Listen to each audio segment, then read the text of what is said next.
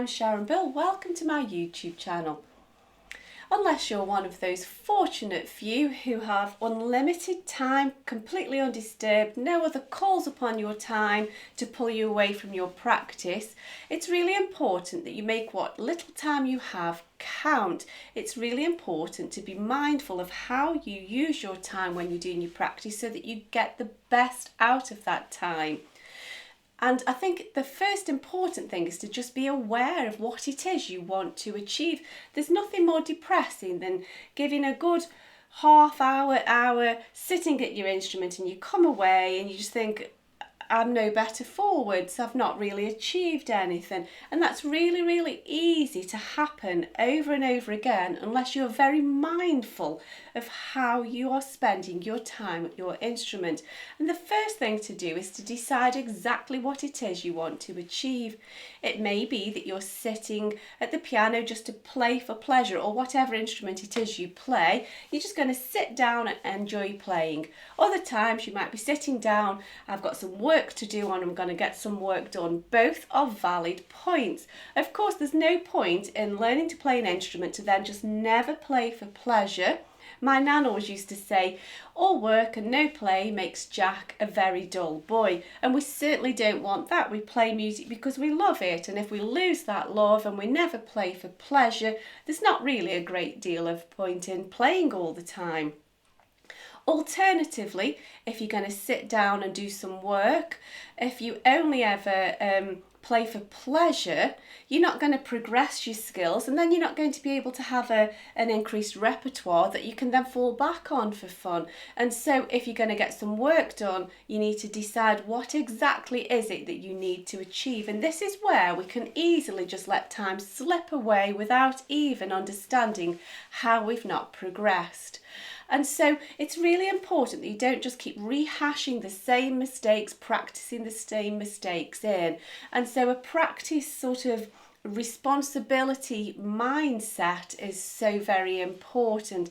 And I suggest that the first thing you do is just start with some scales or some technical exercises. It kind of switches your brain onto work mode and it sort of focuses you in. I'm going to get some work done. It gets your fingers going and it sort of makes you think, right, I'm going to get some real progress work achieved here. And then the first thing you need to do is isolate any tricky bits that are just holding you back. Very often it's just one or two bars that can be ruining a complete whole piece. And so be aware of what those tricky bits are. And if you've only got 10 minutes, then spend that 10 minutes sorting out the fingering or sorting out that tricky bar just every time. Don't leave it. Don't sort of play through things that you already know and then just have a quick look at it at the end. Get that tricky bit sorted straight away. And that way you've really made what time you've got count. And so the next time you go to play through, you think, yeah, I've got that sorted. And so oftentimes as well, when there's a lot of pieces to be going through, it's hard to manage that time, and it's a matter of rotating round so everything gets sort of real quality work done as well as quick recaps. And if you go to my website, if you play piano and you've got exam pieces, there are some practice PDFs that you can download. There's schedules of how to rotate your practice time, how to get through the scales, and how to keep all of the pieces under your fingers. And so it's managing your time wisely there. I think as well, routine is an important part of finding out what works best for you so that you make the best use of your practice. I must admit I'm not great at routine.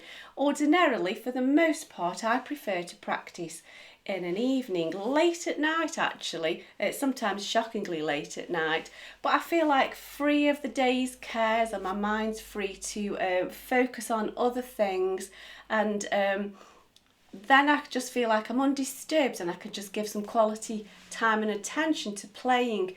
I do know I had a couple of pupils who used to do their piano practice at 5 in the morning. It's like that would never work for me. I don't think my brain would be functioning at 5 in the morning.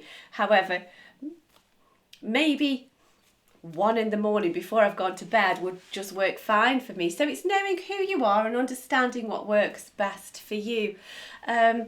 I think as well, it's just making sure that you allocate a regular slot of time and get into the discipline of practicing and being very, very mindful of whether I am practicing or whether I am playing for pleasure. And I think it takes a bit of trial and error. I say I practice better at night, but then some nights, of course, I can't. I'm out at rehearsal or, I'm busy. And that way I have to readjust and practice at a different time.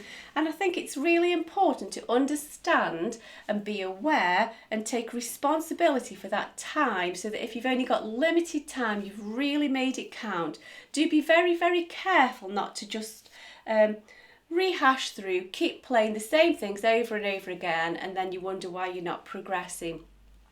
So it's just about switching your brain on and being very, very aware of what it is you intend to achieve and making sure you achieve that before you then go off and do other things. I do hope that's helpful to you. Thanks for listening, and I'll see you next time. Bye.